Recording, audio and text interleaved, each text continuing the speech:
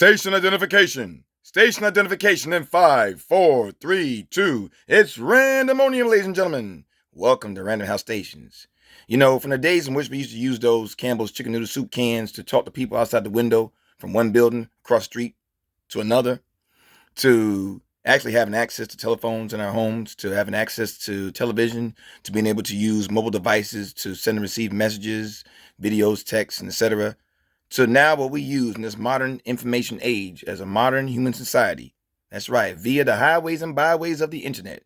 Yes, the internet can be a very useful tool, yet along with the pros of the usefulness of such a tool as the internet comes the cons, that being the conflicting challenge of determining what's fact as opposed to what's fiction, what's real news as opposed to fake news, what's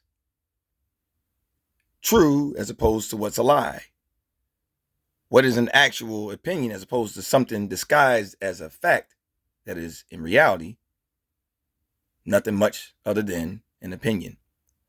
So with that being said, we're going to consider a few points in how we can really be able to better determine what news we choose to watch as opposed to those that we choose not to watch. Now, we have to keep in mind that a lot of the mainstream media outlets are controlled by owned and controlled, that is, by at least 7 or 8 corporations, among which are Fox, Disney, Comcast, among others.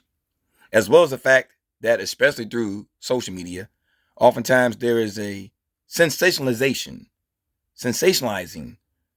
and over-embellishing of certain news events, such as through clickbait via the captions, as well as a very eye-catching shock factor of a thumbnail, which oftentimes those are the means in which such content creators use to just get the people to watch their video, which oftentimes is not even in relation to what they advertise on such thumbnails and captions.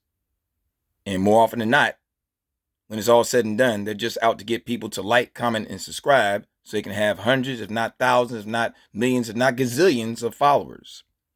Also, we have to keep in mind that on many of the mainstream media outlets, as well as even on social media, like on podcasts, the hosts and co-hosts, as well as the guest commentators, will oftentimes phrase their words in such a way to make it seem like that what they're saying is actually true. They'll use even certain terminologies. They'll use certain videos and they'll use certain sound bites, as well as certain types of cut and paste imagery by way of visual and statements that are oftentimes slanted, not in an unbiased way, not in a way in just to give the actual factuals, but a way that is oftentimes slanted either liberal and or conservative, the narrative in which they give. As well as the fact that a lot of times when they talk about such so-called, like right here, breaking news, a lot of times it's not really breaking news. If you think about it, when you watch Fox News or MSNBC or ABC or CNN, a lot of times they'll say breaking news. They're talking about the same thing throughout the course of a 24-hour day. And they're really not telling you much of anything. They're just telling you something that's already been reported on, that is, throughout the course of the day.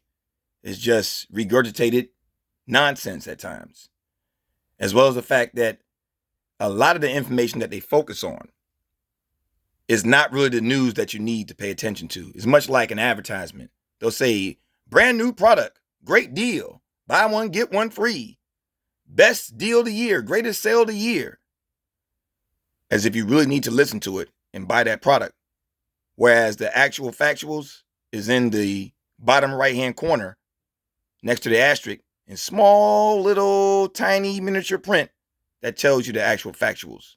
Much like with the news and mainstream media, even in social media. A lot of times what they present to you is not really the news that you need to pay attention to. Rather, what they talk very little, if nothing about, that you need to focus on. It's kind of like the oldest trick in the book. Take a shiny object and flash it in front of the face of a dog to get it to believe that that's the object. That's the apple of his eye. That's what they need to focus on.